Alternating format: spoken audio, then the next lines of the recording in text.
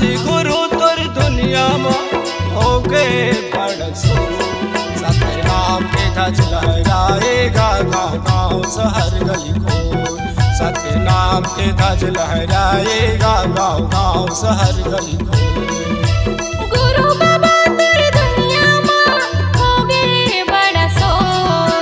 खासी गुरु तोर दुनिया में हो गए बड़सो। सतनाम के ध्वज लहराएगा गाँव गाँव शहर गली खोर। सतनाम के ध्वज लहराएगा गाँव गाँव शहर गली खोर।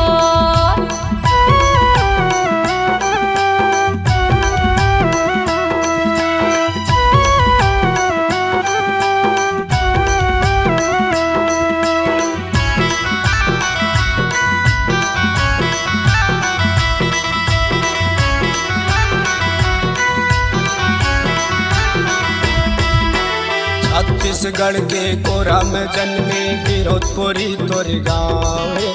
चटुआ खड़ुआ भंडर तेलास यही है चारू धाम।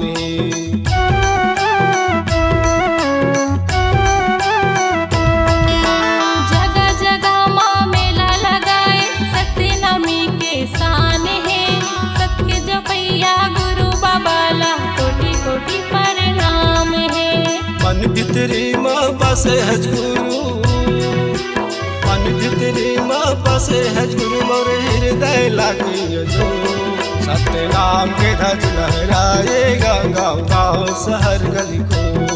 सतनाम के ध्वज लहराएगा गाँव गाँव शहर गली को।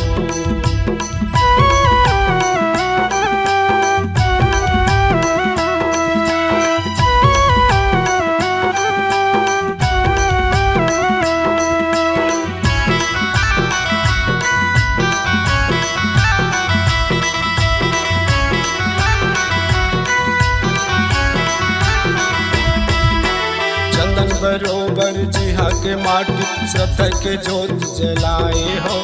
तिलक तुलसी ललित पुजारी चरण में माथ नवाए हो।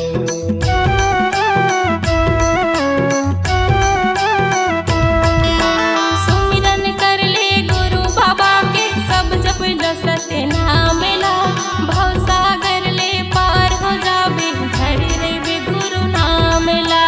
तोर चरण माँ पर हूँ घासी, तोर चरण माँ पर हूँ घासी दर्शन अभिलाषी। सतनाम के ध्वज लहराएगा गाँव गाँव शहर गली को। सतनाम के ध्वज लहराएगा गाँव गाँव शहर गली को। गुरु बाबा तोर दुनिया में हो गए बड़सो। खासी गुरु तोर दुनिया में हो गए बड़सो। सतनाम के ध्वज लहराएगा गाँव गाँव शहर गली खोर। सतनाम के ध्वज लहराएगा गाँव गाँव शहर गली खोर। गुरु बाबा तोर दुनिया में हो गए बड़सो। खासी गुरु तोर दुनिया में हो गए बड़सो। सतनाम के ध्वज लहराएगा गाँव गाँव शहर गली खोर। सतनाम के ध्वज लहराएगा गाँव गाँव शहर गली खोर। सतनाम के ध्वज लहराएगा गाँव गाँव शहर गली खोर। सतनाम के